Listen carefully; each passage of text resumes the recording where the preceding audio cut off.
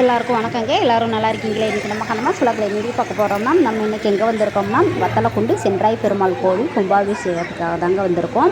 30 வருஷம் ஆயிடுச்சாங்க கும்பாபிஷேகம் வச்சு. இப்போ கோவில் கட்ட ஆரம்பித்து 10 வருஷமாக கட்டிட்டு இருந்திருக்காங்க. இப்போ தான் கட்டி முடிச்சு கும்பாபிஷேகம் நல்லபடியாக சிறப்பாக காலையில் 5 to 6 நடக்க போகுது. இப்போ பக்தர்கள் அன்னதானம் 12 மணிக்கு நாங்கள் மலையேறி வரும்போது நைட் 12 மணி. இப்போ வாங்கி அன்னதானம் சாப்பிட்றவங்க சாப்பிட்டுருக்காங்க, தூங்குறவங்க தூங்கிட்டு இருக்காங்க. நம்ம அன்னதான சாப்பாடு ரெடி பண்ணுறாங்க பார்த்தீங்களா, அந்த இடத்துக்கு மண்டபத்துக்கு வந்து காய்கறியெல்லாம் கட் பண்ணி அதுக்கப்புறமா இங்கே கோயிலுக்கு பின்னாடி கும்மி அடிச்சுக்கிட்டு இருந்தாங்க.